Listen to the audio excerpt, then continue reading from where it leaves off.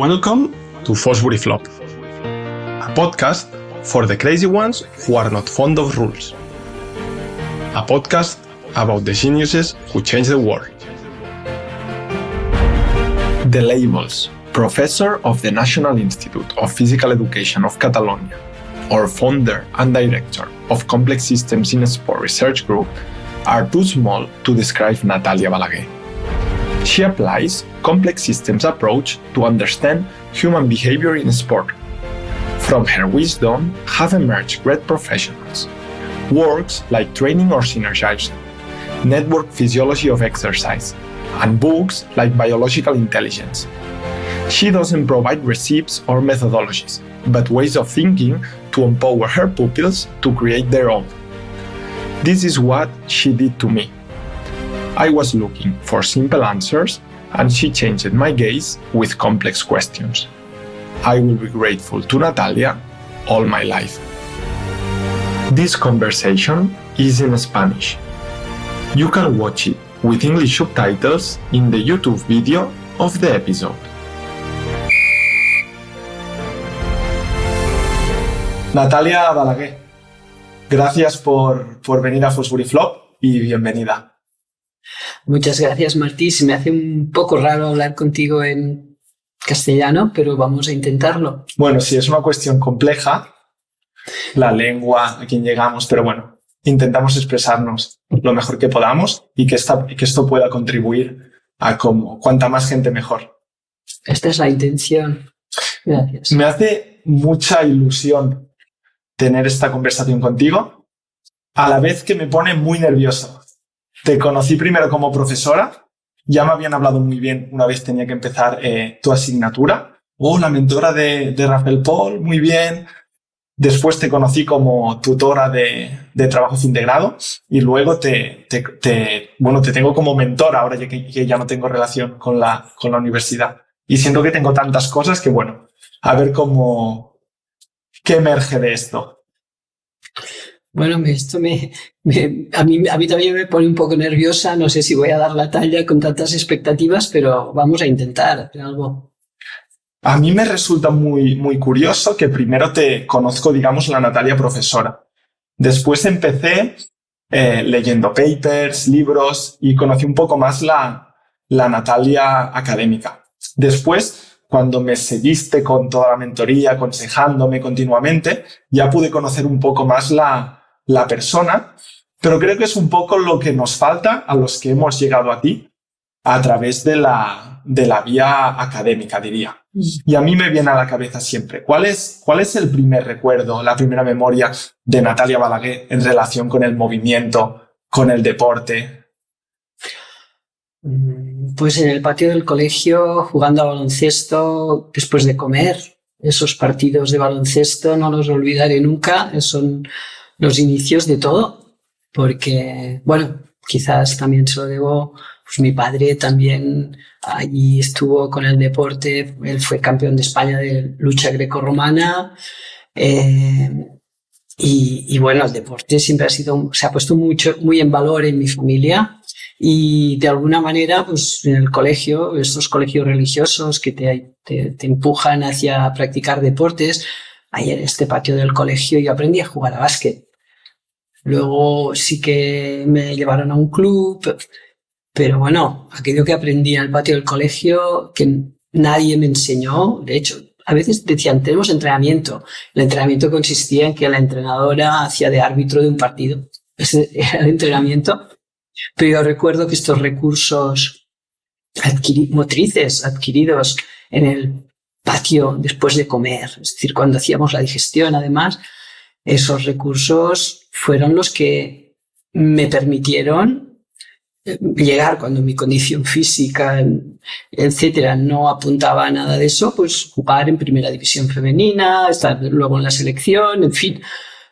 Y eso me hacía algo diferente, que fue una renta que la mantuve y que me parece que es muy importante que dejemos a los niños jugar libremente, aunque no sigan todas las reglas del deporte. Eso es una cuestión de irlas añadiendo, pero esas bases motrices que se adquieren en el patio del colegio, jugando libremente o en las playas de Brasil o en las calles de Estados Unidos, o de esa manera, eso es una motricidad, son unos patrones muy sólidos que difícilmente se alteran cuando eres mayor por situaciones emocionales, de tensión en la competición, etc. Tú adquieres ahí unas bases muy poco frágiles y esas, yo diría que te dan una renta para el futuro muy importante. A veces, desafortunadamente, llevamos demasiado a los niños a las escuelas deportivas. Los papás nos apuntan para que haya profesores que les digan cómo se resuelven las tareas motrices de determinados deportes, y eso me parece que es un error. Ya les están, yo veo en tu historia lo que explicas es que tuviste un espacio para explorar y en esa exploración tú encontraste lo tuyo, ¿no? Sí. Ahora con esta representantes de niños a los 12 años, a los 10, yo lo que veo es que se coarta toda esta capacidad de explorar. Que el niño haga 5 deportes cuando es pequeño. Que explore no solo que le gusta, sino diferentes patrones, diferentes problemas de diferentes deportes. Pero incluso no necesariamente deportes, juegos. Es decir, que encuentre placer en el movimiento, que descubra que moverse y jugar con los de su edad y establecer las normas que ellos mismos puedan establecer en un momento dado. Todo aquello supone una riqueza motriz y además te previene de algo que a mí me sucedió, y cuando lo comento con otras personas también han estado afectadas de lo mismo. Luego, yo no fui profesional, lo dejé justo en el momento en que empezaban a pagar bien, pero cuando a la profesionalización, cuando se llega a partir de esas enseñanzas y correcciones, esto fallas, entonces se producen unos problemas coordinativos que yo me atrevería, no lo he investigado, hay algún artículo que hace referencia en músicos, por ejemplo, les sucede mucho porque los músicos también aprenden en conservatorios, ¿no? Respecto a músicos de la calle, es lo mismo. Entonces aprendes unas técnicas que alguien te enseña, que lo pasas por el córtex, ¿sabes? Es algo que lo piensas antes de hacer, y que a mí me parece que eso, más que ser una ventaja, eso es un inconveniente de futuro, y lo relaciono con... Yo tuve problemas, me acuerdo, cuando de repente descubrí que las entradas a canasta eran derecha, izquierda, izquierda, derecha. Yo no hacía pasos, pero yo no tenía ni idea de que aquello se hacía de aquella manera. Entonces te aparece el entrenador y te empieza a hacer consciente de que aquello es izquierda, derecha. Y claro, tú ya abordas esa acción haciendo intervenir algo que sería mucho mejor que no interviniese. Es decir, que fluyese el movimiento tal cual, y que debido a los constreñimientos que aparecen de los oponentes, etcétera, pues en un momento determinado, pues tú lo haces de izquierda a derecha. Pero... De hecho, la situación que comentas de la entrada es que el mejor entrenador que pueda haber es mantener lo que sería la esencia o naturaleza del juego, que es el reglamento y un árbitro. Si tú en esa situación, según el reglamento, si tú vas por la derecha, ¿no? Tiene que ser derecha, izquierda y finalizar con la mano derecha. Pero si tú quieres hacer solo un paso y finalizar con la mano cercana a canasta y el árbitro y el reglamento no te lo prohíben, no hay necesidad, como dices, de que intervenga el entrenador. Absolutamente, pero es que antes no te he acabado de comentar que durante todo un tiempo, ya estando jugando en la selección, yo tenía problemas para entrar por la izquierda. O sea, para hacer canasta. Sí. Y era un problema de como un miedo a fallar, y porque ese proceso pasaba por una zona que no tenía que pasar. Y yo no quería que eso pasase, pero aquello de alguna manera se ha reproducido a nivel de los lanzamientos de tiro de personal con jugadores profesionales en la NBA. Eso se ha reproducido con tenistas siendo incapaces de sacar, por ejemplo. Y en músicos con la distonía, o sea, incapaces de tocar, determinar algo muy básico, de repente se descoordina. Eso yo lo atribuyo a una enseñanza que te obliga a hacer pasar por zonas conscientes algo que debería fluir mucho a nivel subconsciente. Estoy totalmente de acuerdo. Yo ahora con mi experiencia en pádel, yo veo que hay para mí es un mito clarísimo del aprendizaje de la técnica. Y yo lo que veo es muchas veces querer que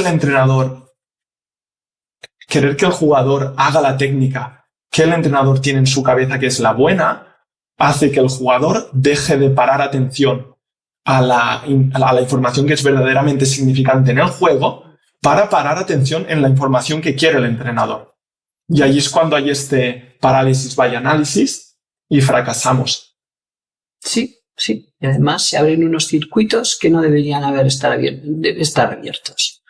Digamos que es esta zona cortical que su intervención en los movimientos más eficientes nuestros tiene que ser mínima, ¿no? Cuando mejor juego, cuando menos pienso, mejor juego, ¿no? Esto lo dice Djokovic en su entrevista con Wim Hof, que en sus momentos de mayor rendimiento es cuando no piensa, cuando todo fluye. Y él lo dice que donde, como le dice, where your attention goes, your energy flows. Y tiene este enfoque competitivo más hacia el flow, hacia la inconsciencia, en vez de dirigirlo tanto, planearlo todo. El miedo a fallar es la mejor forma de fallar. Tener miedo a fallar llama el fallo. Tener miedo a lesionarse le llama la lesión. Y muchas veces los profesionales del deporte están haciendo eso, ¿no? No, está prohibido porque esto te puede lesionar. Este ejercicio no se puede hacer. O este ejercicio, esto es incorrecto, técnicamente incorrecto. Es decir, eso deberíamos revisarlo en base a ciencias del comportamiento humano y social que están desarrolladas, porque la motricidad no es nada más que una expresión más de ese comportamiento humano y social. Entonces, sí, me gustaría que los profesionales o la tendencia que tenemos en el deporte, ¿no? Hacer como un silo cerrado. No es que esto es deporte, esto es distinto, no es para nada distinto. Y por lo tanto nos podemos nutrir muy bien de ciencia a nivel general y podemos nutrir esa ciencia. Volviendo al básquet, me has hecho pensar en hace 2-3 semanas. Un jugador del primer equipo de la Joventut de Badalona hizo un lanzamiento de tiro libre de cuchara, de debajo de la cintura hasta arriba con las dos manos. Algo que para nada hoy en día es común, porque está estereotipado, ¿no? Que el lanzamiento correcto es por encima de los hombros y con la mano no dominante. Y circulaba el vídeo por las redes sociales que el jugador mete ese tiro libre con esa técnica inconvencional y aún la gente criticaba ese movimiento. Cuando el criterio de si una cosa está bien o mal, desde mi punto de vista en el deporte, es la funcionalidad. ¿Qué más? ¿Por qué quieres que el jugador haga la entrada por la derecha de esta forma tan cerrada o tire el tiro libre de esta otra forma que es tan cerrada? Es hacerle previsible, con lo cual vas contra exactamente el principio de que el más impredecible pues tiene más posibilidades de ganar. Es decir, hay cosas que se hacen por tradición, sencillamente porque lo ha hecho alguien que ha tenido éxito deportivo y copiamos. No. Entonces hay que ir un poco. ¿Por qué no tenemos que copiar al que lo hace bien? Pues sencillamente porque es distinto a nosotros. Es decir, en todo movimiento seguro que hay algunos patrones generales que se pueden reconocer, pero también muchos patrones que se ajustan, pues bueno, a la biomecánica, a la antropometría, a la fisiología, a la psicología de cada uno de nosotros, que somos todos distintos. Por lo tanto, encontrar dos técnicas iguales es imposible, y cuando tú le quitas o le privas a una persona de que esa coordinación sea preferencial o esté basada en sus coordinaciones preferenciales, le estás poniendo un problema. Y un problema que compite con esa dinámica intrínseca que tiene, y por lo tanto eso no tiene ningún sentido. que lo hagamos así. Me da la sensación, es decir, no veo ninguna razón por la cual se justifique científicamente que haya que copiar al que gana, a no ser de motivación. Bueno. Ahora lo has aplicado a técnica, lo de no copiar al que gana porque sí. ¿Lo aplicarías también al ámbito de gestión de equipos, de un entrenador muy bueno, mira, Guardiola, Mourinho, quien sea, en una intervención que hace durante una temporada con un equipo? Absolutamente. No hay un único perfil de entrenador, a pesar de que, por ejemplo, en el fútbol profesional, como me has puesto estos ejemplos, sí que parece que haya un perfil, y el perfil es un exjugador de éxito a los que los jugadores pues le ponen autoridad, ¿sí? Carismático, que tienen una serie de... Y eso, por tradición, parece que tenga que ser así siempre. A mí me parece que eso no es necesario, que pueden haber muchos perfiles válidos y para cada contexto específico probablemente sean diferentes esos perfiles. Tanto emular a esos de éxito, a mí me parece, y trasladarlo, por ejemplo, a otras edades, a otros contextos, a mí me parece una falta de comprensión del problema con el que nos estamos enfrentando. Me has hecho pensar en lo que comentas mucho, no sé, de que normalmente los entrenadores aprendemos mucho más por qué han hecho los otros, ¿no? Por copiar a entrenadores que han tenido éxito, buscando el dime qué hacer en vez de dime por qué has hecho esto, dime por qué te ha servido. Y aquí me haces pensar mucho en tu figura, en lo que ha sido en mi trayectoria, porque yo siempre lo digo, yo entré en INEF, donde estamos ahora, la Universitat de l'Esport, y yo venía aquí a que me dijeran qué tenía que hacer para ser preparador físico o entrenador deportivo. Y yo lo que hice contigo fue completamente lo contrario, ¿no? Yo salí de aquí con herramientas para yo saber qué hacer como preparador físico, como entrenador, en el contexto que me encontrara. Sí, yo pienso que quizás es porque es una ciencia nueva, ¿no? Pero también hay una tendencia general a cuestionarnos muy poco las cosas y a tener soluciones fáciles y rápidas. A ver, tú dime lo que tengo que hacer. Quiero decir, los alumnos, a ver, déjate de reflexiones, a ver, ¿qué ejercicios? Pero claro, no nos damos cuenta que como profesionales esto nos hace pequeños, ¿sí? Nos hace aquellos que se dedican a poner ejercicios y a ejercicios musculares, pero no entienden la motricidad, no entiende. Y claro, entender el movimiento es entender la vida. A mí me parece un objeto de estudio tan rico y que puede hacer de un profesional algo tan necesario socialmente, alguien que entienda bien esa motricidad, porque se produce como se produce, que en ningún caso se puede reducir a unas recetas que me parece muy bien que se tengan. Es decir, a ver, a mí me interesa saber qué hace exactamente este que tiene éxito, pero no para copiarle, sencillamente para tener esa información.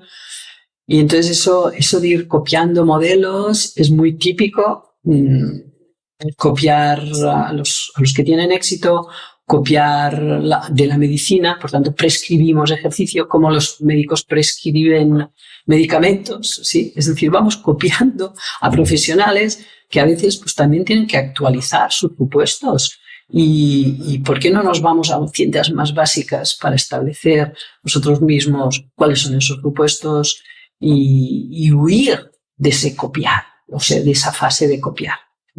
Alcanzar la mayoría de edad, por decir algo. Siempre me viene a la cabeza cuando publiqué el primer post de Fosbury Flop y te lo mandé pidiendo opinión, ¿qué te parece? Que tú me comentaste, y cito ahora muy, muy brevemente, que te digan lo que tienes que hacer siempre es muy fácil. Y esta es la trampa en la que caemos normalmente. Sin adonarnos, perdemos la libertad, que es el bien más preciado. Bueno, ya sin ir a ser tan trascendentes como la libertad y el bien más preciado,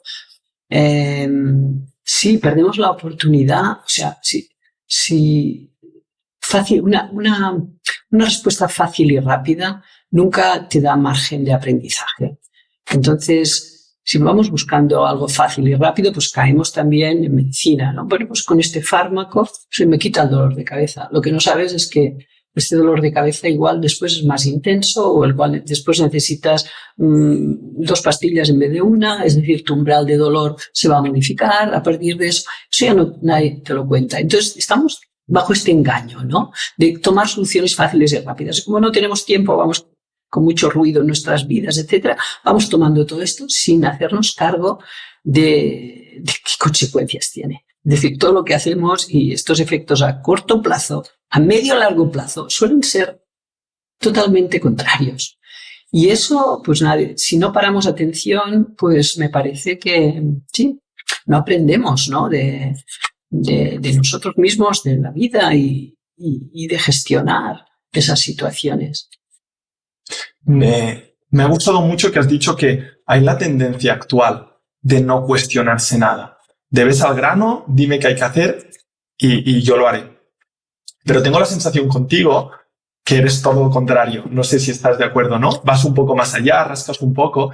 ¿Siempre has tenido este rasgo en tu personalidad desde pequeña? De ir a la contra. Yo pienso que es un poco contextual. A veces cuando me lo planteo, digo, claro, aprendemos por contrastes. Entonces, claro, si no hay nada que te hace reflexionar, no hay teorías que se contrastan, etcétera, ¿de dónde saca el profesional su criterio? ¿Cómo desarrolla su propio criterio? Es decir, ese contraste de perspectivas es totalmente necesario. Y me molesta especialmente que en estos momentos, ¿no?, a través de los medios de comunicación, o sea, se filtra la opinión de aquellos que no están de acuerdo con lo que la mayoría piensa, ¿no? Entonces, tenemos que pensar todos como un rebaño. Esto, más allá de quitarnos la libertad, yo pienso que es una trampa y que estamos manipulados. Entonces, es absolutamente importante que adquiramos un criterio propio y que confiemos en nuestra inteligencia biológica. De aquí, pues, ese libro, ¿no? Porque en estos momentos urge que eso sea así. Iremos en detalle. No, pero es que en realidad nos están vendiendo de todo. Y no somos conscientes de quiénes somos, de qué propiedades tenemos y de que no es necesario que compremos esas cosas y que nos perjudican además. Entonces, aumentar esa conciencia es importante a nivel personal y es muy importante para alguien que acompaña a otros, procesos de otros, entrenadores, profesores, terapeutas, a quien quiera, ¿no? O educadores, somos acompañantes de procesos. Entonces, claro, si ya nosotros a nosotros mismos ya nos tratamos de esta manera, no sé si somos unos acompañantes adecuados. De hecho, esto en uno de los trabajos más relevantes que últimamente has publicado junto a la ayuda del grupo, me viene a la cabeza Training or Synergizing, Network Physiology of Exercise, ahora inteligencia biológica. Defiendes que el entrenador, el doctor médico, el entrenador personal, tiene que ser alguien que está al lado del paciente, no arriba. Arriba. No sé si me explico. El entrenador o el médico o el profesor tal no está totalmente al mismo nivel, porque si no puedes acompañar. Es decir, tú has sido aquello y por tanto tú teóricamente has podido elaborar, madurar, etcétera, etcétera, en todos unos aspectos y por esto puedes acompañar. Por tanto, diría que el mismo nivel no. Y a veces sí que lo ponemos demasiado al mismo nivel. Venga, sobre el plan de estudio opina tanto un alumno como un profesor que lleva no sé cuántos años. Diría, y el criterio, bueno, teóricamente hay más criterio en la persona que ha practicado más, ¿no? Que ha estudiado más, que se ha dedicado más al tema, puede tener un criterio más elaborado y por eso puede acompañar al otro. Eso no quiere decir que ese perfil autoritario de yo tengo la verdad o prepotente, ¿no? De yo sé y tú no sabes, eso no me parece adecuado, porque la persona sabe. Tu obligación es que vaya adquiriendo conciencia sobre todo aquello que aún no ha tomado conciencia, pero sabe perfectamente qué le pasa, cómo le pasa, cada día está consigo mismo, y tú no puedes ignorar eso cuando haces una terapia o cuando intentas curar una enfermedad o cuando intentas acompañar un proceso de entrenamiento. Eso es indispensable. Es decir, codiseñar los procesos sin ignorar a la otra persona y sin dejar de aprender, porque la otra persona es distinta que las anteriores, que tú has acompañado, y te va a dar unos feedbacks distintos. Y eso, sí, hemos insistido en los trabajos, tanto respecto a entrenamiento para la élite como para la prescripción de ejercicio, para prescripción, que no nos gusta esta palabra, tomada de la medicina, hacia la salud. Es lo mismo, estamos en lo mismo principio. Sí, disculpa, esto me refería, ¿no? Un poco el cambio que proclamáis de cambio de prescriptor-ejecutor a los dos son codiseñadores. Sí. Que el profesional al final tiene mucha experiencia, mucho conocimiento, ¿no? A lo mejor experiencia que ha funcionado en otros contextos, pero aplicarla para ayudar al paciente que tiene delante. Que no vea eso, ¿no? Como lo que el paciente tiene que hacer. No sé si me explico ahora, pero creo que ha quedado muy claro. Sí. Es decir, alguien puede decir, sí, pero es que no entiende lo que no saben. Pues hay que enseñarles. Tu obligación como profesional es darle herramientas para que cada vez tomen mayor conciencia sobre cómo puede estar más saludable, sobre las cosas que le causan bienestar, sobre las cosas que no le causan bienestar y, por tanto, debe intentar evadir. Y ese es el papel del profesional para prevenir en medicina, por ejemplo. Y eso, en estos momentos, desafortunadamente, no se practica de esa manera. Ni la medicina y en muchos casos tampoco el entrenamiento, que un poco va siguiendo como esos modelos, ¿no? Y, sí, me parece que ese rol de yo lo sé todo, tú no sabes, tú dependes de mí, bueno, ya digamos que eso lo podemos hacer con alguien que realmente está muy cansado, muy fatigado, pero lo que hay que intentar evitar es que esté en este estado, que yo te tenga que decir lo que tienes que hacer, y por tanto eso es primero. Esto, tengo la sensación de que este debate, esta manera de hablar, de pensar, choca mucho, ¿no? con el status quo actual, la manera que hacemos ciencias del deporte, medicina, etcétera. Y creo que lo mencionas en el libro, que tú como profesora de fisiología empiezas reproduciendo modelos, ¿no? Que provienen básicamente de la medicina. Copiando. Y yo llegué a la universidad,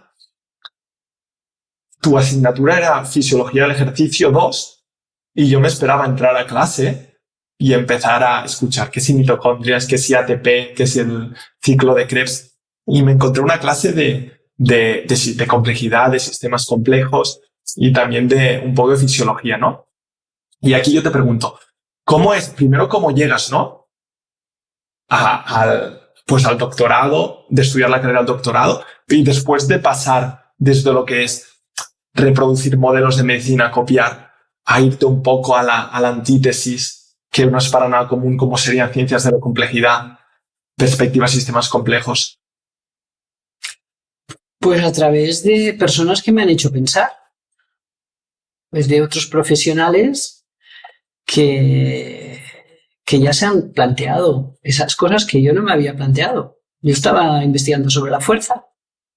¿Te vienen algunos ejemplos a la cabeza, ya que a lo mejor investigabas sobre la fuerza, sobre el lactato, y alguien o algo que te hace decir, ostras, párate? Sí, totalmente. Sí, puedo decir exactamente el sitio donde ocurrió todo esto, porque lo tengo, no me lo borraré nunca de la mente, ¿no? Y fue con una persona que te presenté hace poco, Wolfgang Schölhorn, que conocí en un congreso en Copenhague, me parece, antes del 2000. Y que yo presentaba trabajo sobre la fuerza. En un momento la fuerza... ¿Quién te ha visto? ¿Quién te ha visto y quién te ve? Era tema, pues no me has acabado de ver, porque tenemos por publicar algo que va a ser...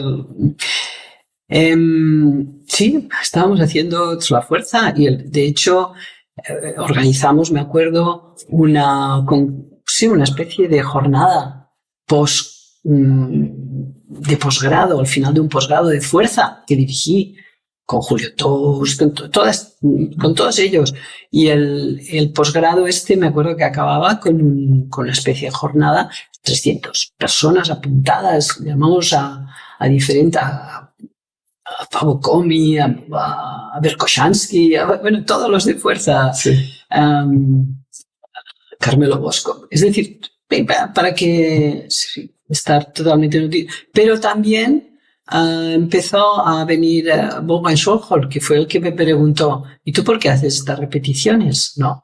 Entonces, yo, a partir de esa pregunta, vi que no era capaz de responderla de una manera satisfactoria para mí misma y me empecé a cuestionar y a entender que había algo más. Empecé a leer otro tipo de literatura que no era a la que estaba habituada, y otro tipo de papers, otro tipo de libros.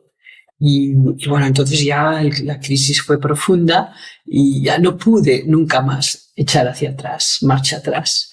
Es decir, yo me... traicionarte, ¿no? No por traicionar, sino que yo ya era muy consciente de los límites de esos diseños experimentales que aplicábamos con un rigor, con unos supuestos, que aquellos supuestos no se correspondían, pero se hacía así.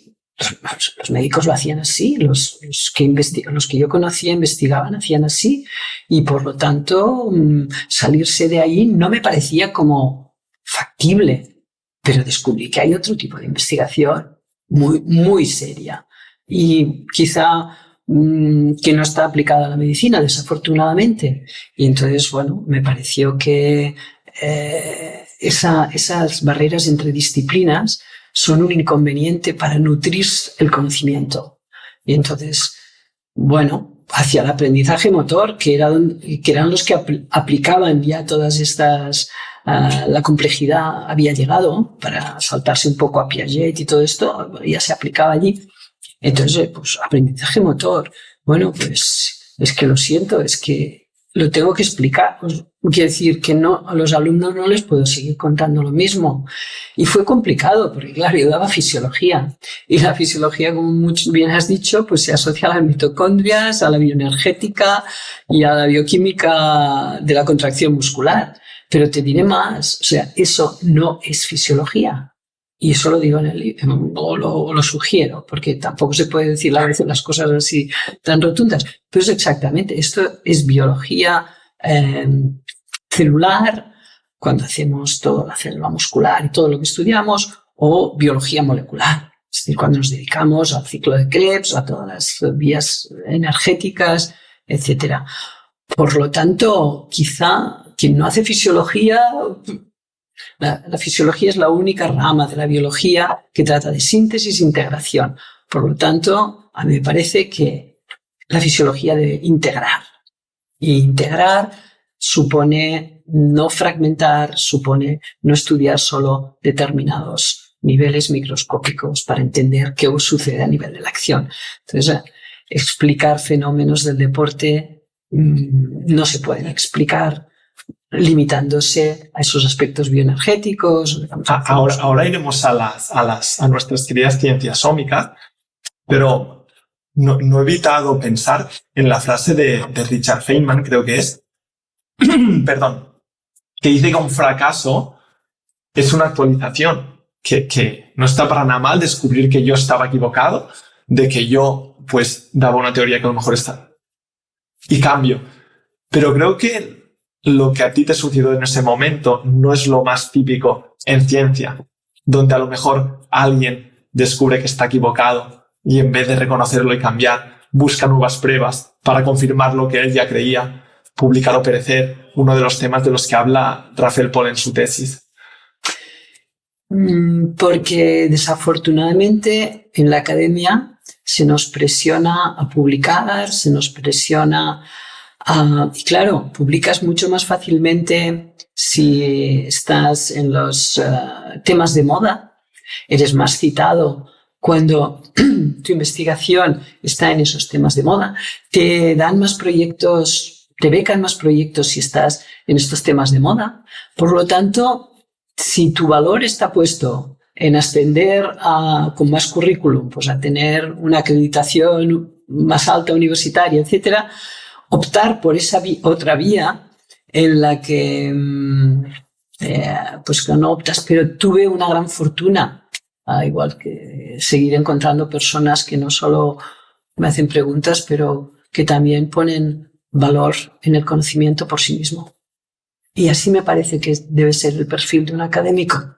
Y encontrarse con dificultades en la academia forma parte de con lo que hay que lidiar para poder ser fiel a eso, es decir, al conocimiento.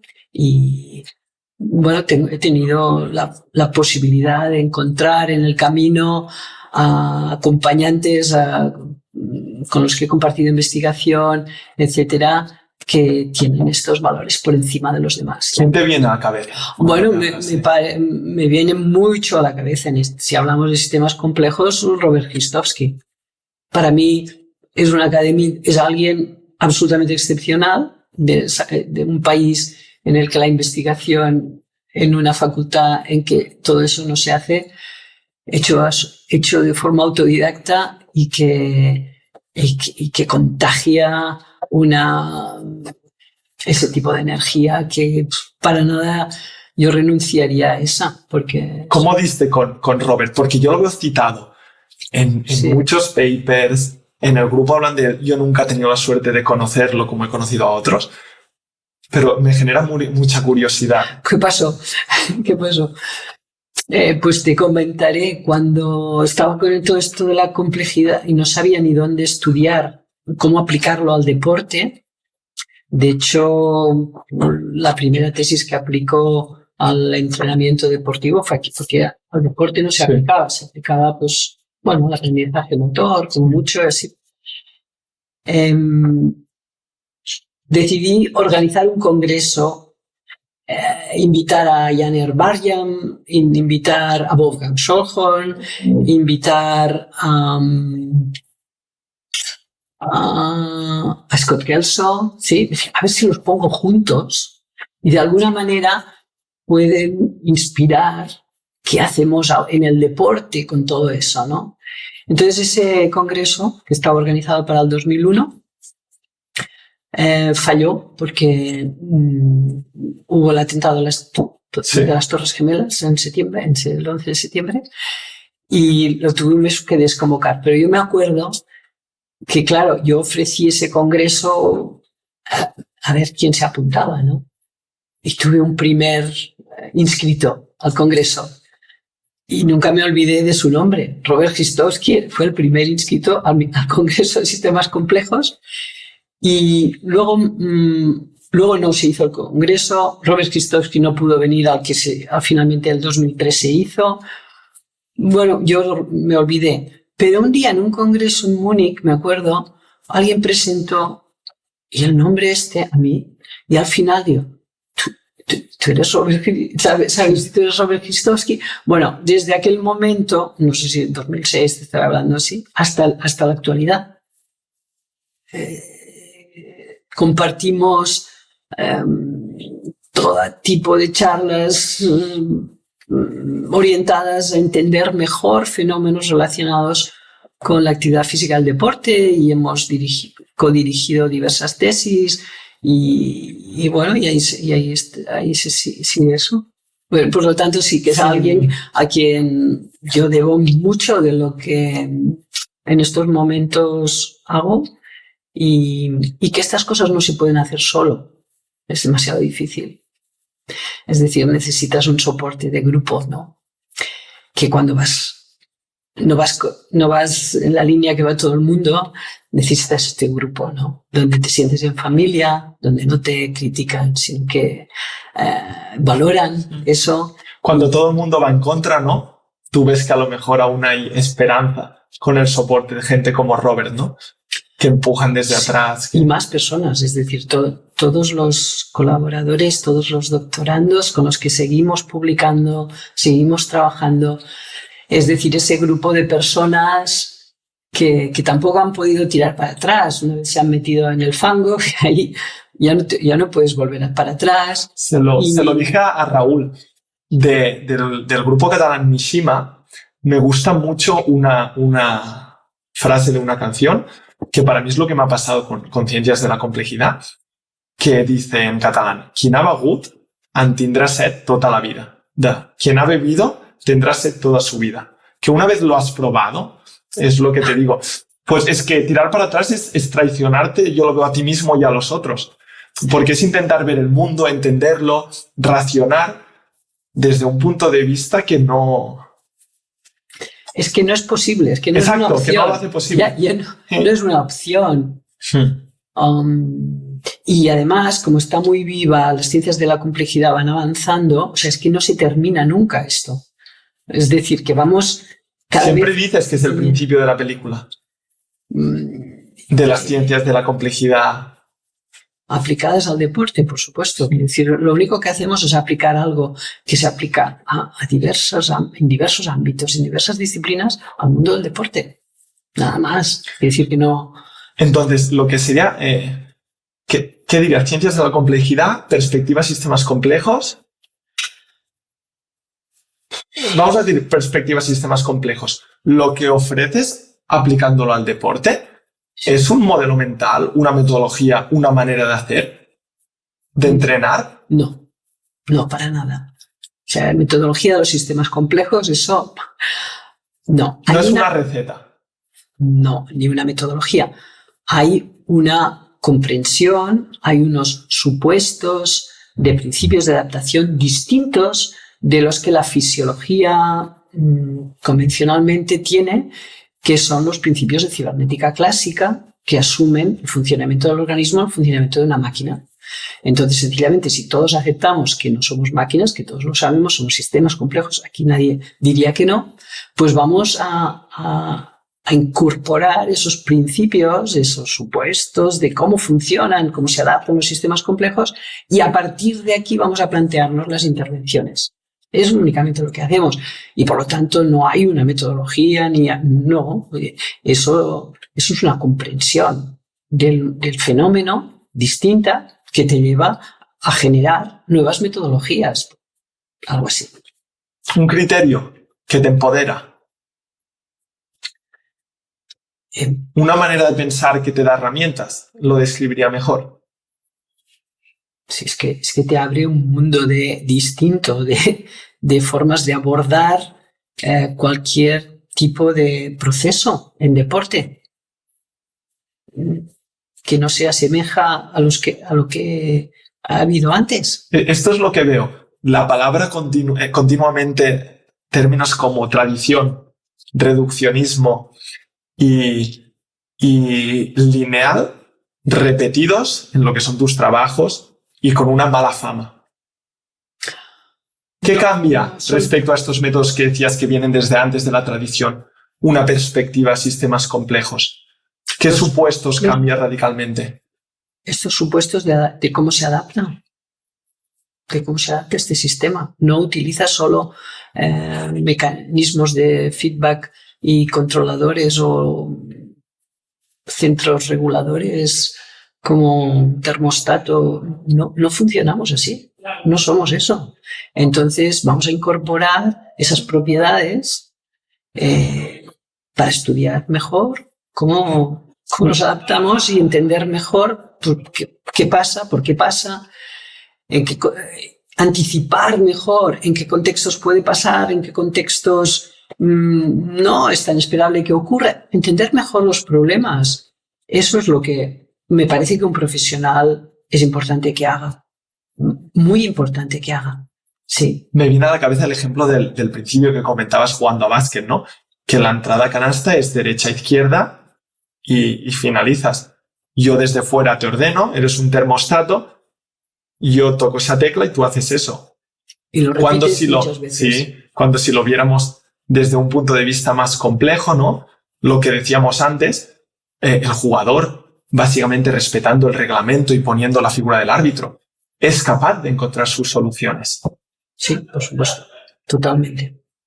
Y dejar a los niños que lo descubran por sí mismos, introduciendo, obviamente, el reglamento, no introducirlo de golpe. Hay que irlo introduciendo despacito y, sobre todo, empezando por el propósito. Es decir, cuando tienen propósito firme, pues eso no quiere decir que siempre lo tengan, ¿no?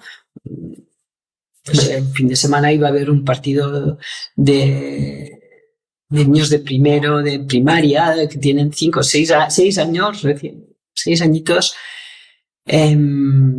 Claro, jugar a fútbol no es necesariamente meter más goles que el otro. Es una pelota con otros y con una pelota y jugar, ¿sabes?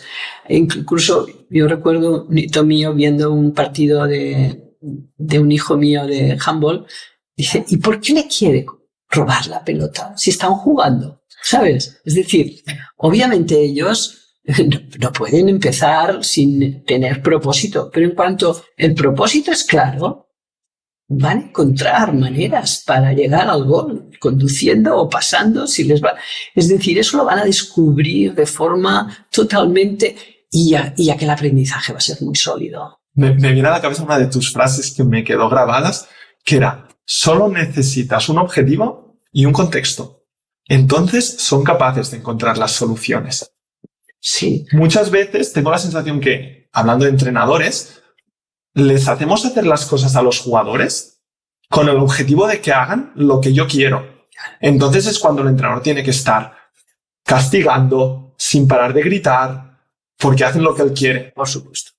Si les das un propósito, un objetivo, un reto y respetas el contexto, es que el entrenador se puede cruzar de brazos.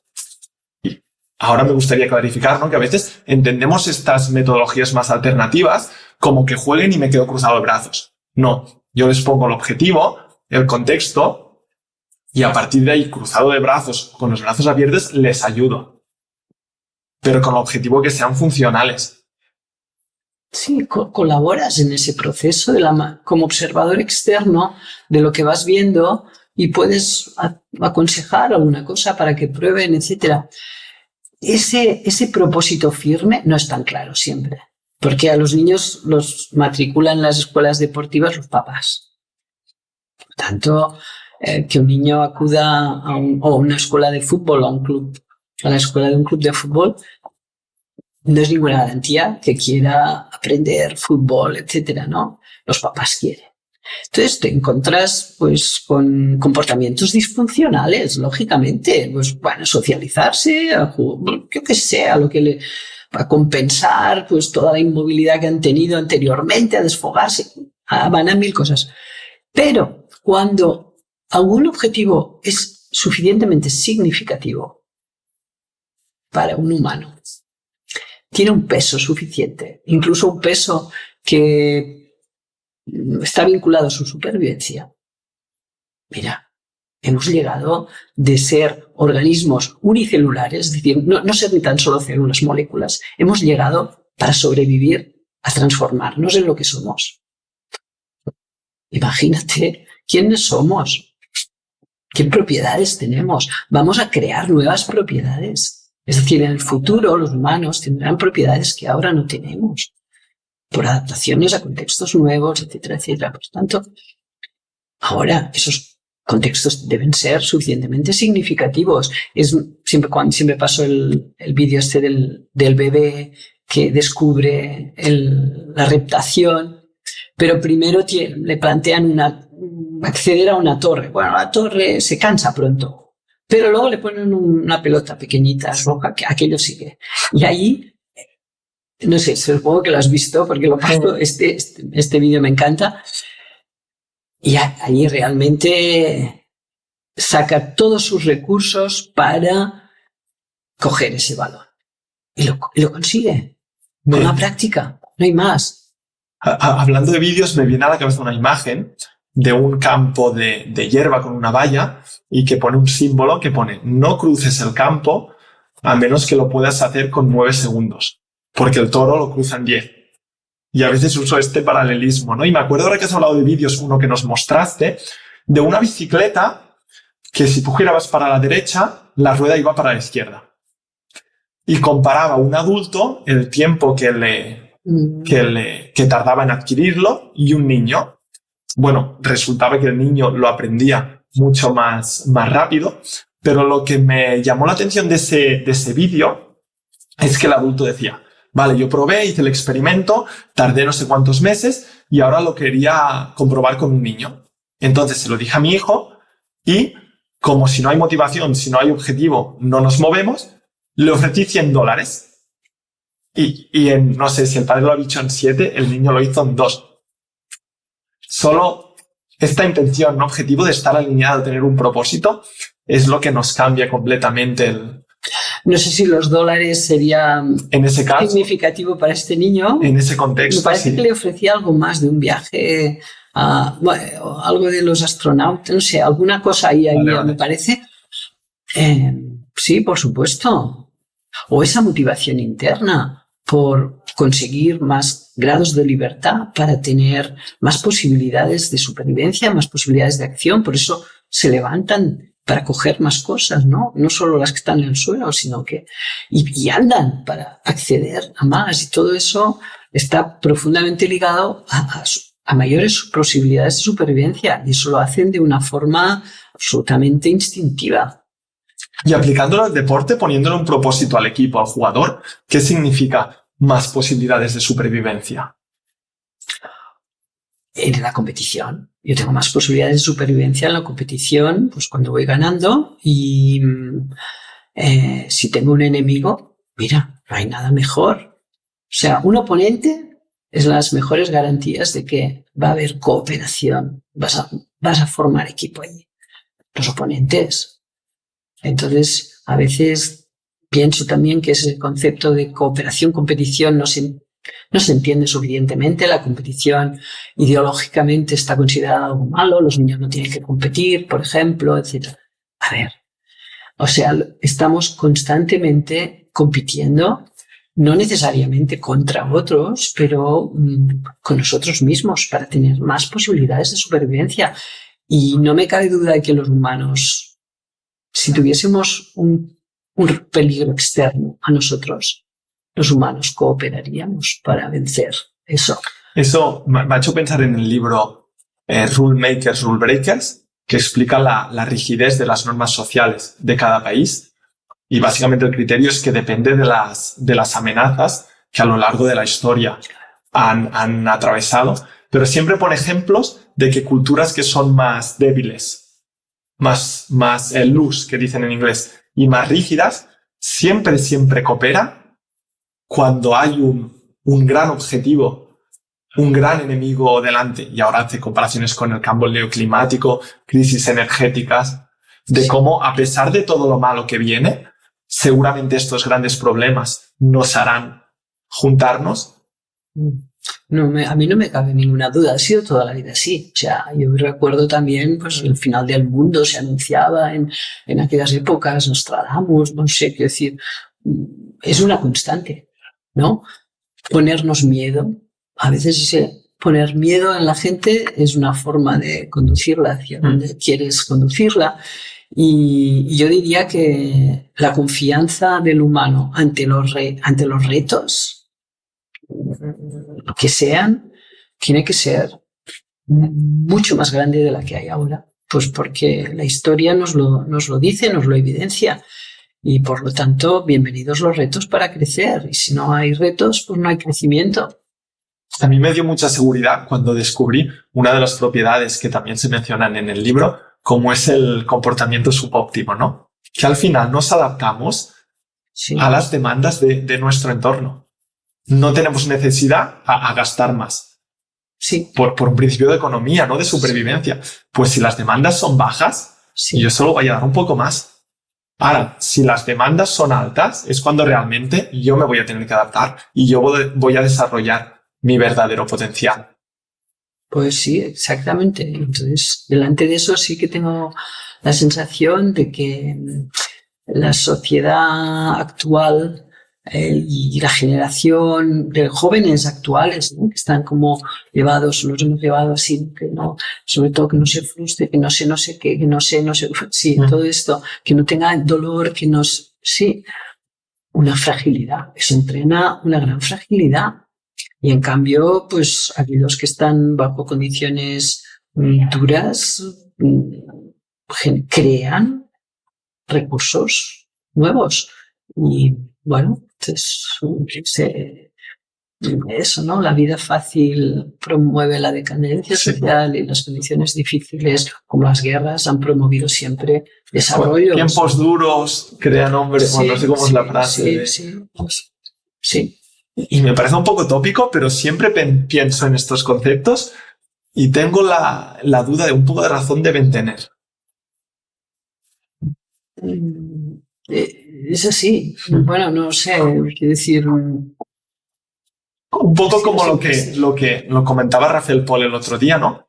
Que el hecho de poder estar solo en su pueblo jugando cuando era pequeño, eso crea una responsabilidad. Y yo justo al leer su mensaje lo pensaba en mí, yo digo, ostras, es verdad. Digo, yo siempre he ido solo y a los 12 años, 14 años, yo veía situaciones en mi pueblo desagradables en relación a drogas y yo, con el soporte y la ayuda, yo creo que adecuada desde casa, esto genera una responsabilidad, unos valores que se instalan en los niveles más macro y entonces te ayudan toda la vida.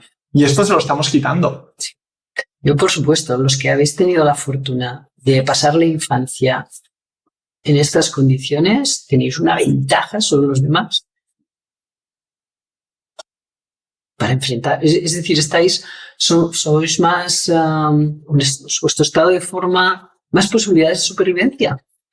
Vuestro estado de forma es más alto, tenéis más posibilidades de adaptación a lo que suceda. Habéis aprendido, podéis aprender más. Os habéis equivocado más y por lo tanto tenéis posibilidades de aprender. Pero claro, cuando evitamos que se caigan, que les pase esto, que les pase lo otro, que les pase esto aumenta mucho el riesgo. De hecho, poniéndose un poco técnicos, ¿no? Lo que dices, las perturbaciones al sistema complejo hacen crear sinergias para soportarlas y para adaptarse mejor, ¿no? Sí, esto es el training or synergizing. Viene a decir eso. Entrenamos un animal para que reproduzca eso que le enseñamos. Quiero enseñarle que haga eso, ¿no? Pues que levante las patitas cuando no sé qué, que no sé, yo qué sé. Pues el training viene de ahí, de entrenar animales. Y synergizing es un verbo que dice otra cosa. Es decir, ir creando a través de contextos nuevos, creando nuevas sinergias. Y a veces, pues eso, cuando queremos algo debemos crear contextos para que nos permitan acceder a ello, crear, porque es que lo hacemos constantemente, esa capacidad de crear soluciones funcionales, eficaces y eficientes, eso es consustancial con nuestros principios de adaptación. Y eso no está explotado en el ámbito aún del deportivo suficientemente. Natalia, yo te podría estar preguntando y podríamos estar hablando 2 horas más, ¿eh? Tengo la sensación que tanto conocimiento ha sido plasmado en libros, ¿no? Primero emergió complejidad y deporte, ahora inteligencia biológica en acción, y tengo la sensación de que cada libro es cada vez más rompedor. Es cierto que en un principio había miedo a decir las cosas y a veces las decíamos a medias, ¿no? Incluso en los papers teníamos que, ¿sabes? O sea, complacer a los revisores que no venían del ámbito de sistemas complejos. La verdad es un camino difícil poder llegar a decir las cosas sin que nadie, pues bueno, se sienta afectado, pero pienso que esos miedos no deben ir desapareciendo y bueno, yo pienso que eso está ahí para el debate, es decir, para el debate con argumentos científicos. Es una invitación a ¿Las tenemos o no las tenemos, estas propiedades? Me parece muy importante en estos momentos que se habla tanto de inteligencia artificial como lo que nos tiene que resolver o proporcionar bienestar en el futuro y tal. Es imprescindible que nos hagamos conscientes de la inteligencia biológica, de qué somos, qué propiedades tenemos. Y esa es un poco la idea con la que he estado redactado este libro. Eso me ha sorprendido. En medio de la era de la inteligencia artificial, ponéis en valor la inteligencia biológica. Por supuesto, porque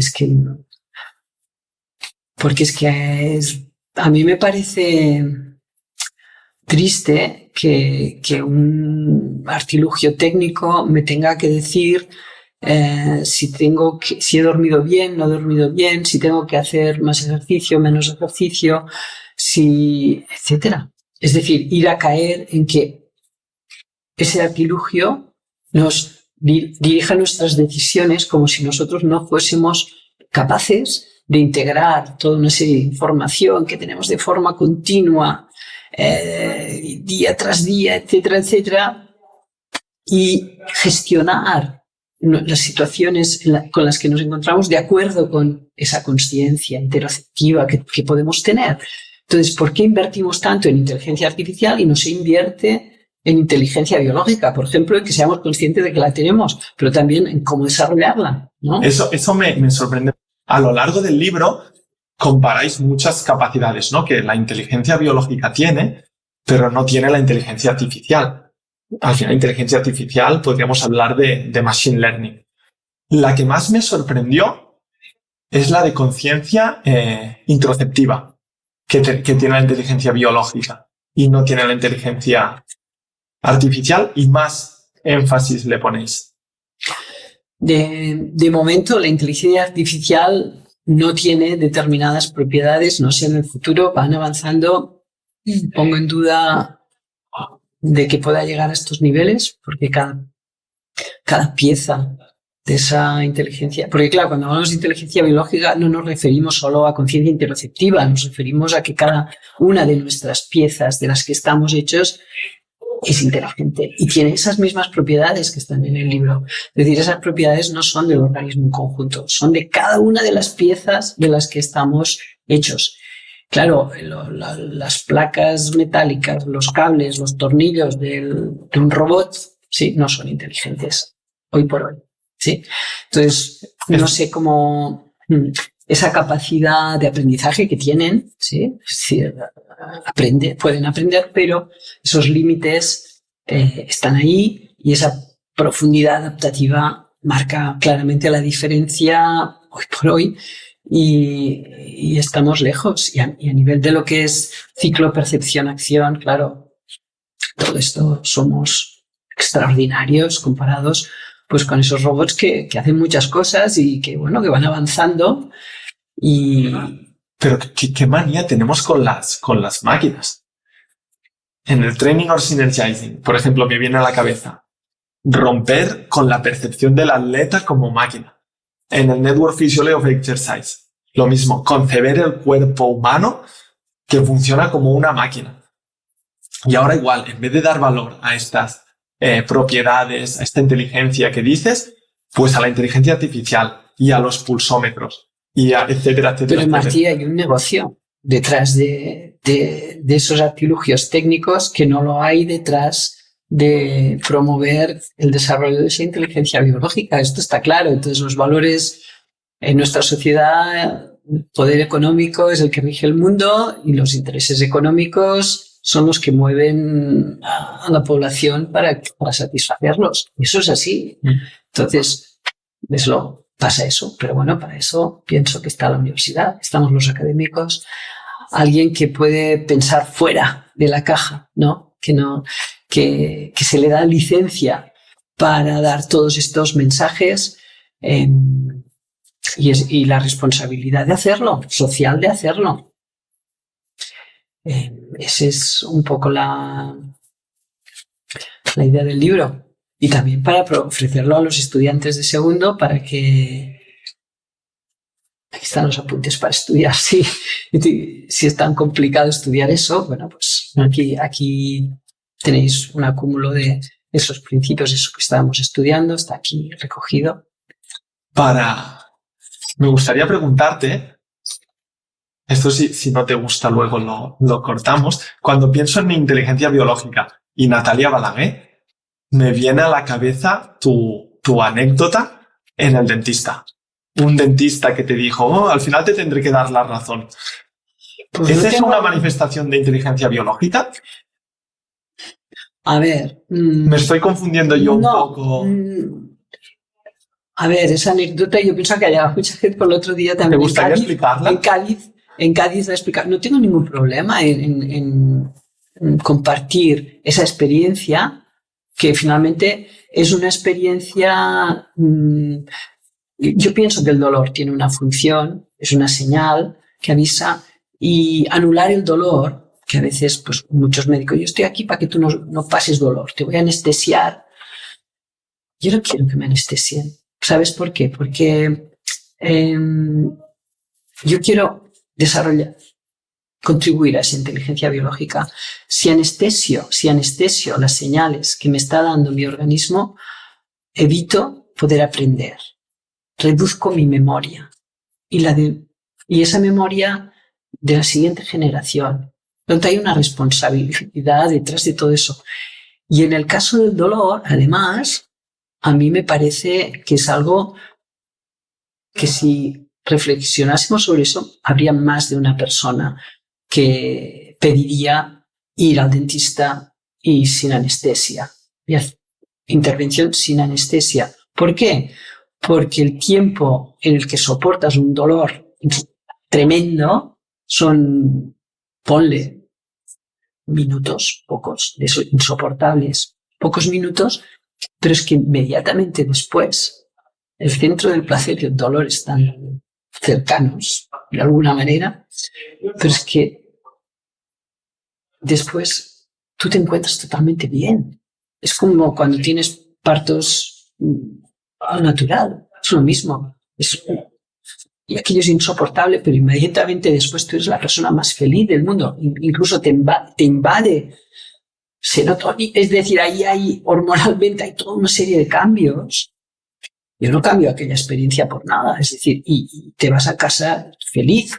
Tú no te acuerdas o bueno, sí te acuerdas de tu boca, pero sin anestesia puedes conseguir también superar ese dolor. Es decir, darte cuenta de que eres capaz de gestionar ese dolor que te intentan evitar a toda costa, a expensas de que el proceso de reparación lo van a enlentecer con esa sustancia de la anestesia. Yo no quiero que me enlentezca. O sea, si tú me vas a hacer algo, me vas a hacer una intervención quirúrgica, yo quiero saber qué es eso para mi organismo. Quiero además que tú vigiles la lesión que me estás haciendo, porque si me lo haces anestesiado, te da igual, y aquí tiramos, ¿sabes? Vas a sufrir un poco más, pero vamos a ayudarnos para que tú hagas esta extracción como quieres y vamos a aprender. O sea, el resultado final es que es una putada, porque pierdes un diente, por ejemplo, pero tú has ganado algo. Has ganado control sobre tu dolor, sobre tu mente, sobre, no sé, ha sido funcional aquello para tu vida y le da un sentido, darle un sentido a ese dolor y por lo tanto ver que somos capaces de tolerarlo y eso nos hace más tolerantes al dolor. Y la siguiente vez tú sientes menos dolor con aquello mismo. Con la anestesia es todo lo contrario. La próxima vez vas a sentir más dolor. La hiperalgia es a base de... El umbral se reduce, ¿no? Claro. Entonces eso es lo que ya no nos cuentan, porque la industria farmacéutica, pues con que te vayas contento, ahora ya estoy feliz y tal. Bueno, pero... Y si tú aprendes a saber qué te está causando ese dolor de cabeza o tal, lo gestionas, igual ya no vuelves a tener nunca más en tu vida. Pero eso no le conviene a una industria que vive de eso, ¿no? Entonces, bueno, a mí me parece que ese mensaje sí que hay que compartirlo, hay que darlo y ver que somos capaces de desarrollar propiedades que son difíciles ahora. Te iba a preguntar ahora, ¿qué le dirías a un estudiante de segundo que te preguntara cómo desarrollar su inteligencia biológica? Pero me ha dicho, Martí, para, no contribuyas a esta tendencia de decir el qué tienen que hacer. Entonces prefiero preguntarte, ¿en qué situaciones de tu día a día tú ves, aquí yo, Natalia, estoy desarrollando mi inteligencia biológica? ¿O en qué situaciones tú ves que otra persona hace algo y piensas, aquí está, podría fomentar su inteligencia biológica y la está desperdiciando, la está matando? No sé si te viene alguna situación a la cabeza. Yo no te digo que otra vez me pones otra vez en esa situación y vuelva a decidir lo mismo. Sí. Por ejemplo, no lo sé porque pasas bien, ¿no? No te gusta pasarlo mal. Pero a mí me parece que solo siendo consciente de que tienes esas propiedades es suficiente. Es decir, luego tú, en cada momento de tu vida, te encuentras en momentos distintos, vas a tomar decisiones distintas. Yo no diría, haz esto, haz lo otro, o esto, haz lo mismo. No, pero sé consciente de que eres eso. Tú solo sé consciente de que tú tienes esas propiedades y a caminar. Aquí me parece muy curioso porque yo en el mundo del deporte he sido muy tradicionalista, muy programador, muy redúcelo todo, programa, ¿no? Tenerlo todo muy planeado. ¿Qué quieres hacer en tu vida? ¿Qué quieres hacer y hablando con mi novia hace poco, yo le decía, mira, yo me he dado cuenta, y eso a veces en los entrenos, pero también en la vida, que yo no sé qué va a venir, pero sé que me voy a poder adaptar. Obviamente si la perturbación no es de una magnitud súper grande, pero que somos capaces de esto. No lo sé, es como una seguridad en la incertidumbre. Claro, sí, total. Es esto. Tienes integrado que tienes esas propiedades. Lo has vivido. Sí, lo sabes. Es decir, es que aquí tampoco descubro nada nuevo. Solo intento hacer consciente de que desde una célula hasta todo el organismo, hasta un órgano, se comportan de forma inteligente.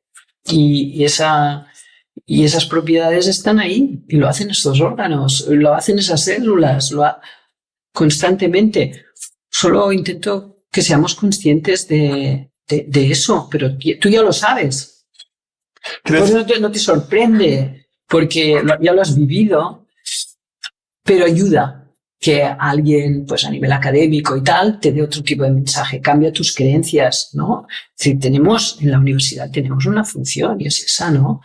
Subimos a la consciencia, eso, que ya lo sabes, pero en vez de solo ir a esas teorías de tal, y esas que crean sesgos cognitivos, que eso de alguna manera no ayuda a nuestra conciencia interoceptiva. O sea, de alguna manera, cuando nos comparamos con las máquinas, tenemos esta desventaja. Las máquinas nos emocionan, las máquinas no tienen sesgos cognitivos, las máquinas... No hay incertidumbre. Bueno, sí, y por lo tanto no se adaptan bien, pero... Y por tanto hacen algunas cosas con mucho más rigor, mucho más repetitivo, mucho mejor que nosotros, pero... Realmente, pues sí, en esos contextos tú ya has vivido que eres capaz de eso y por lo tanto esa ventaja. Pero tú imagínate ahora unos niños pequeños, ¿no? Que no se les deja salir pues más allá, no, si sale del colegio, pues delante de otro adulto que les va a decir lo que tienen que hacer para aprender música o para aprender danza o para aprender deporte y siempre bajo esa tutela. Probablemente ni experimentan por ellos mismos esa capacidad adaptativa y esa que tienen. Yo tengo la sensación personalmente de que odiamos tanto, y es algo en lo que yo intento educarme, odiamos tanto la incertidumbre, ¿no? Que yo al final como entrenador, pues yo me preparo el entreno para que sea como yo quiero, en vez de ir con la idea y la dirección clara, pero ser receptivo y reactivo a lo que pasa, ¿no? Con las vacaciones, con los niños, ¿no? El horario, etcétera. Que esta aversión a la incertidumbre nos acaba afectando y matando esta inteligencia biológica. No sé si crees que esta es una de las cosas por las cuales yo prefiero tomarme una pastilla, tener un reloj que me lo diga, en vez de yo tener que desarrollar ese confort, ese saber vivir con la incertidumbre, ir un poco más allá, esperar, reaccionar. A ver, incluso, perdona Natalia, Sí. en periodización o planificación. Aquí en INEF mismo, en la aula magna, yo me acuerdo que en planificación en teoría del entrenamiento, el día 1 de la asignatura nos hacían planificar una carrera a 3 meses vista. Igual que los límites que creamos entre técnica, táctica, estrategia, es verdaderamente porque tenemos la necesidad de reducir, de crear límites, aunque sean falsos, para poder soportar esa incertidumbre, y Sí. acaba desembocando en una pérdida de capacidades adaptativas, de inteligencia biológica, etc. Sí, una falta de comprensión, ¿no? De control. Bueno, si te quieres creer eso, pues créetelo, pero ya sabes que no es así. Por lo tanto, a ver, yo tampoco te diré que estar siempre sometido a retos del entorno. Necesitamos estabilidad también, una tendencia. De hecho, una de nuestras propiedades es esa tendencia al orden, ¿no? A generar esas sinergias que se asientan. Y eso es necesario, pero son también necesarios esos retos que te hacen, pues eso, ¿no? Ir reordenándote para mantenerte vivo, como mínimo, porque la vida es eso, es ir encontrando esas nuevas sinergias que te van a mantener, que te van a evitar que vayas aumentando tu entropía, aunque al final esa entropía va a vencer, pero tú puedes demorarla, generando nuevo orden, explorando nuevas dimensiones. Es decir, cuando esas cualidades se van, pues intentar desarrollar otras. Y ser consciente de eso, pues también nos hace pensar pues que no estamos sometidos a un declive que no tiene solución, sino que ¿qué podemos hacer ahí, ¿no? Entonces esto te ayuda. Y eso es un mensaje importante también para dar a la gente mayor, no solo a los mayores, a los que ya se hacen mayores en el deporte, ¿no?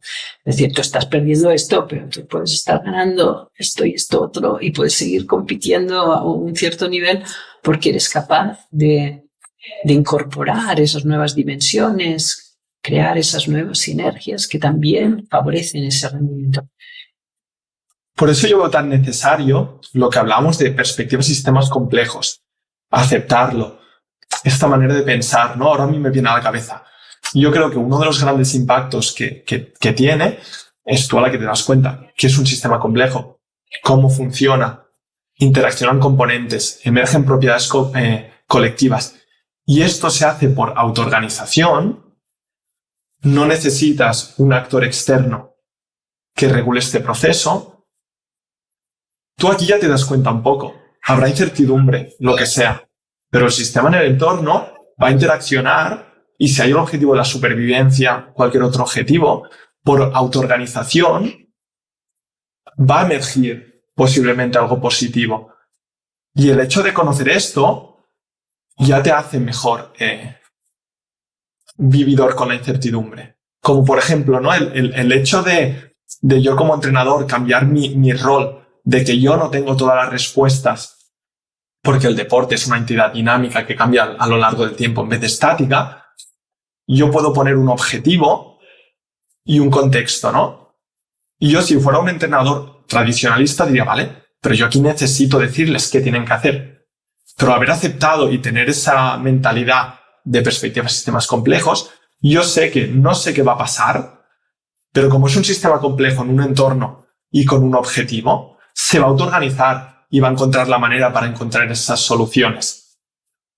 Primero va a explorar, ¿eh? Es decir, no esperes que eso, ¡pam! No, es decir, va a explorar y sí, van a emerger soluciones y aquella que se muestra más eficaz y evidente se va a estabilizar. Y eso es como lo que hacemos. Y bueno, no sé si ha sido claro o no, pero un poco el estar familiarizado con estas propiedades, con estos contextos, por cómo nos adaptamos, cómo funciona un sistema complejo,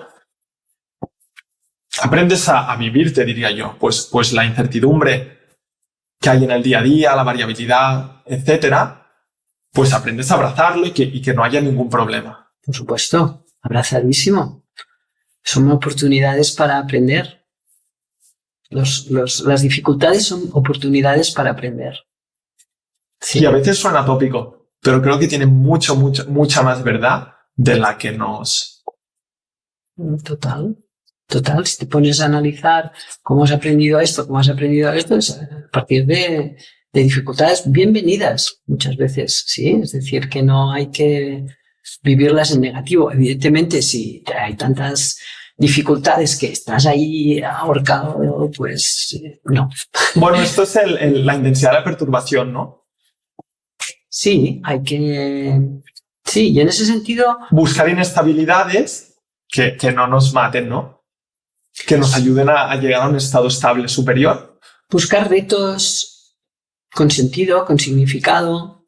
Sí, estos retos son retos tienen que tener sentido, pero no sentido para el entrenador, tienen que tener sentido también para el ejecutante.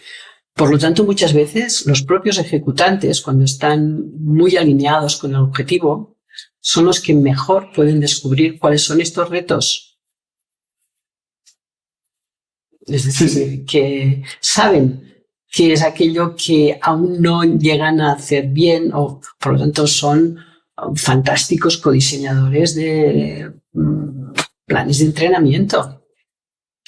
Lo saben, pero obviamente tú has tenido que ayudarles a que se formen de esta manera, a que no sean dependientes de ti, sino que ellos cojan esa responsabilidad de ese proceso. Yo pienso que es la mejor garantía. Protagonistas del proceso. Ellos se sientan protagonistas de eso. Natalia, creo que es una gran manera de cerrarlo. Sí. Traspasándole ese poder al individuo, autonomía. Sí. Y yo agradecerte porque creo que esto es lo que hiciste en mí. Yo llegué al INEF y yo ponía la responsabilidad en mis profesores en que me enseñaran, en que me explicaran qué había que hacer, qué no.